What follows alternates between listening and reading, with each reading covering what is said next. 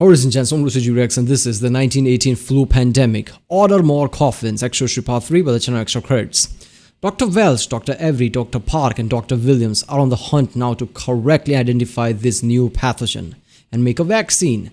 But public officials are in denial. Of course, there's a war going on and they only care about that. It's nothing. It's just a flu. They'll get over it. That's their mentality, basically. Yeah, so far this has been effed up, right? I mean, there's one guy who's trying to find, really hard, what is this, in the Rockefeller Institute, whatever that is. What is this, basically infection or whatever. First, they, mistook it for something else. Because, of course, they're not going to think that, okay, it's a mutated strand of influenza that could be deadly. No, influenza come and go, right? It's seasonal, basically. So, obviously, they didn't thought that, but it is that, right? And now the conditions of the war. And in the war conditions where everybody has bad hygiene, bad immune system because they're barely eating and the conditions are so fucked up and they're constantly under stress, the immune system is incredibly weak. So instead of, our immune system killing the virus survives in a body and then jumps to somebody else before the body can kill it. So it mutates really fast and adapts. This is one of the worst conditions a virus can thrive, right? For us, basically. For the virus is great. But for us, this is one of the worst conditions there can be because viruses thrive a lot. And it happened, right? It happened during the World War. So Spanish flu was immensely deadly. People died in 12 hours. Whoa, that's just something. Let's watch this one. 1 month later. Brakes squeal, steam vents. Dr. Welch and his team are pulling into a train station in Washington, D.C., returning from a grueling cross-country inspection of military hospitals. They hope to make their report and get some rest. Instead, a soldier meets them on the platform with new orders. Proceed immediately to Devens. Spanish influenza has struck the camp. Damn. 8 hours later, Welch and his team arrive in Massachusetts. They find Camp Devens paralyzed. Patients fill each inch of hospital space, turning blue and coughing so hard they tear their abdominal muscles. They hemorrhage blood from their noses and scream in fevered delirium. In extreme cases, the disease has ripped tiny holes in their lungs. Oxygen leaks out, collecting beneath the victim's skin, so they crackle when nurses roll them over. Like the pop-snap sound of rice cereal. Holy shit. What is happening? All training has stopped. Recruits that aren't sick have been put into service caring for those that are. And people compare Spanish flu with the pandemic we had. I mean, look at the symptoms, man. This is horrendous. Not that our pandemic just happened was not horrendous, but this just people dying in 12 hours. This is way deadlier. Nearly half the camp's medical staff is ill. Some didn't even show symptoms. They just collapsed.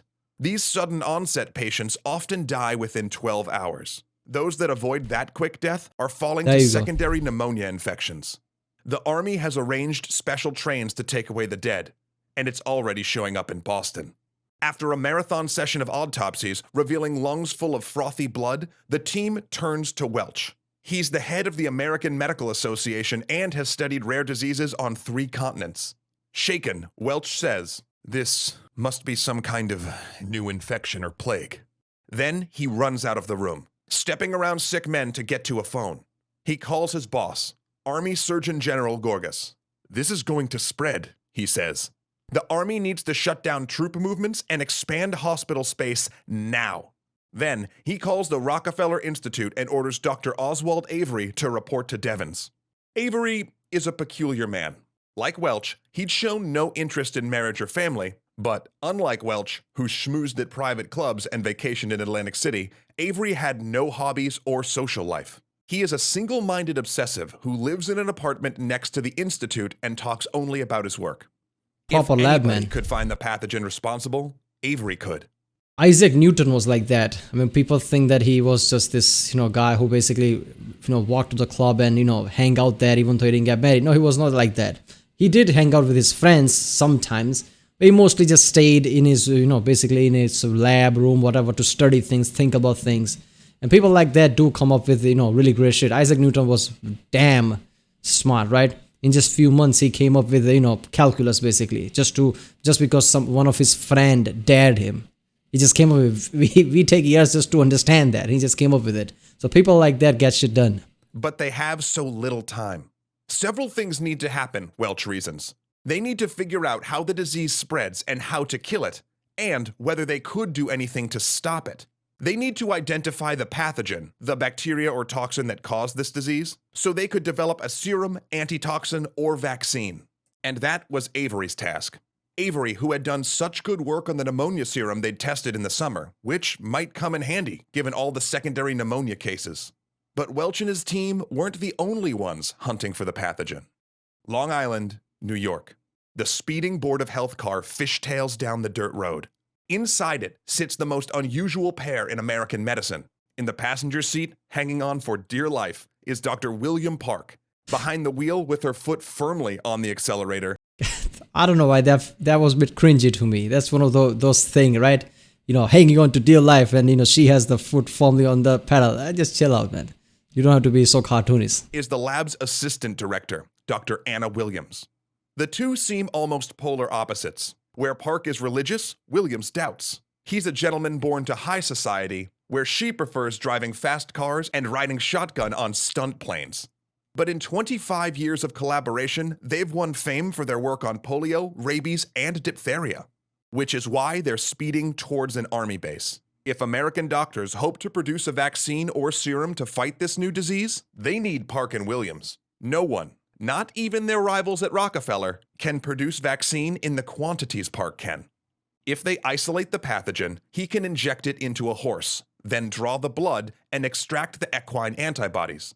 And Park has a lot of horses. It's how they made enough diphtheria antitoxin to supply every doctor in New York free of charge. They park the car, tie on their masks, and get to work. Within hours, they're heading back to the city. The back seat stuffed full of throat swabs, blood samples, and lung tissue. Both teams are looking for the same thing, Bacillus influenzae. 16 years earlier, the German physician Richard Pfeiffer had identified it as the cause of influenza, a discovery so momentous that the microbe was nicknamed Pfeiffer's bacillus. But Pfeiffer's is difficult to identify and isolate. A tiny error in preparation can ruin the sample, so finding it takes time. Meanwhile, Army epidemiologists are tracking the spread of the disease. They could actually chart it on a map, jumping from base to base along shipping routes and rail lines. Boston, Philadelphia, New York, New Orleans, Puget Sound, the Great Lakes.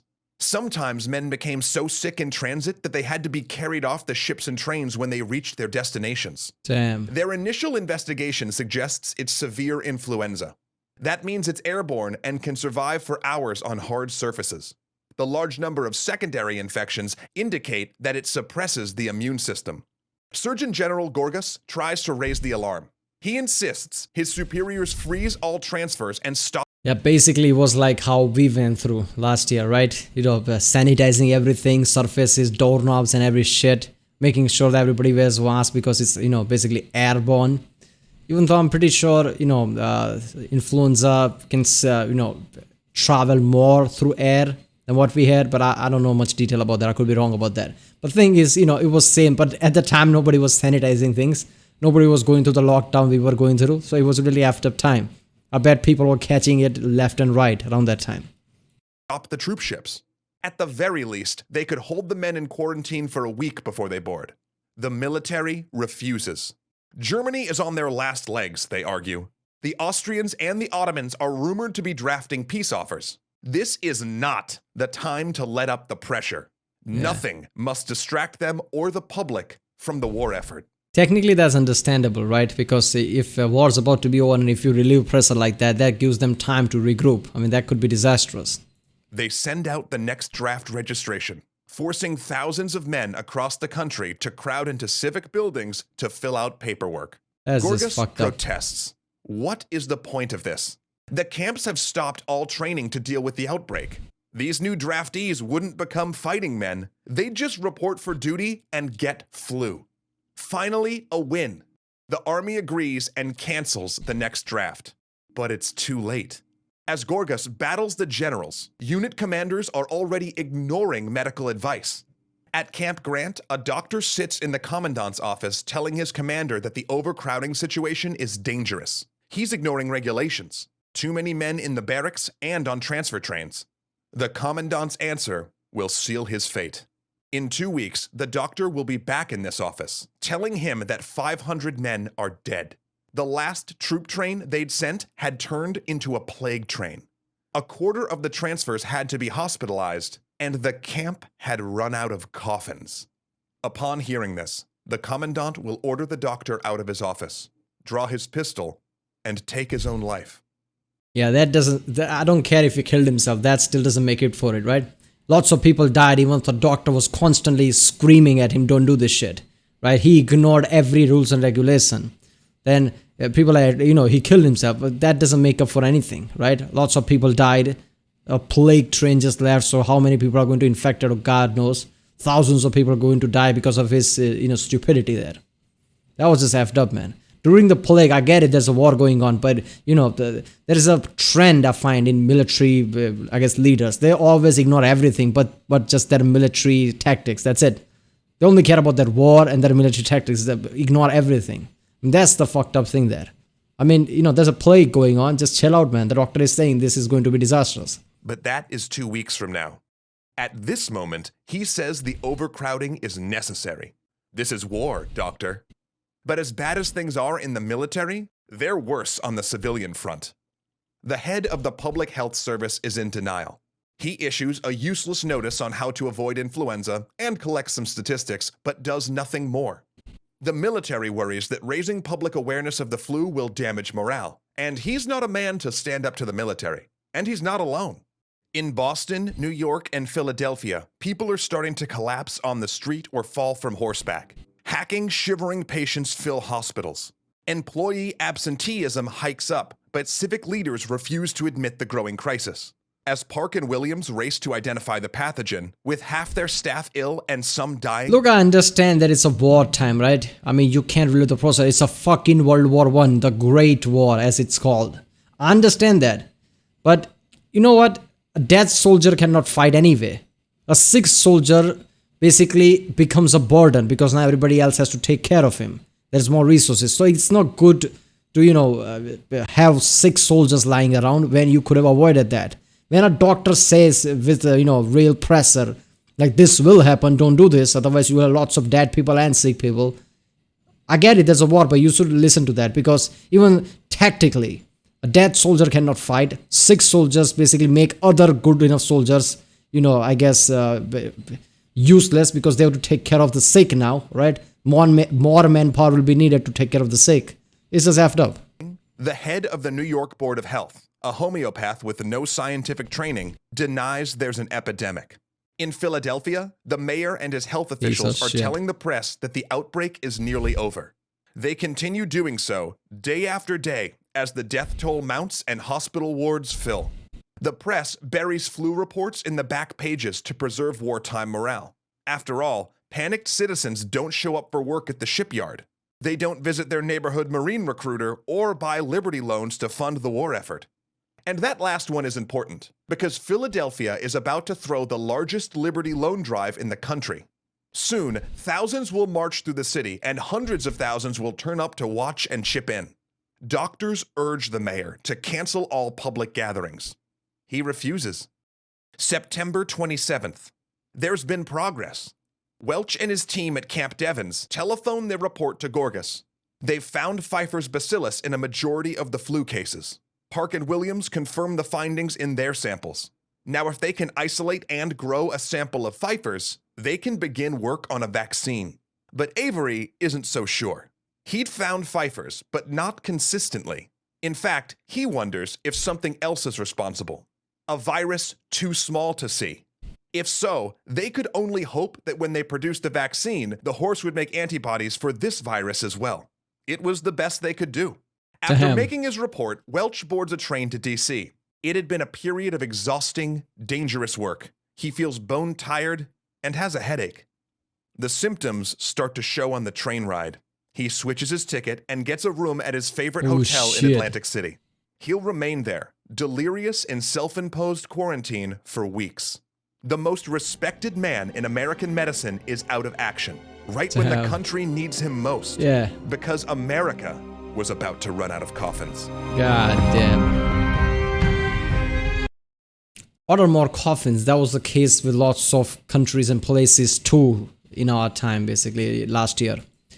So yeah, this is relatable at some level. But still, look, I get it. Somebody probably in comment will say it, but dude, there was a war going on. I already said it. I get it. But when it comes to pandemic, you can't take chances like that with people's life, right? The mayor, refusing to, cancel all the public gathering, that will spread the pandemic at ridiculous level. I mean, this is just effed up, man. In the name of what, people do really shitty things, right? Like avoiding the entire pandemic. I understand not publishing it, not telling the people, because it might cause a panic, and it's a wartime. A panic is not good. I understand that. Everything else around it, right? Refusing everything, all the advice of doctors, that's just fucked up. Alright, people, that was a 1918 flu pandemic. Order more coffins. If you like my reaction, don't forget to like and subscribe. Check out the Rick Sunday. There's a link in the description. Check out the cast of Rick cards, and I'll see you next time.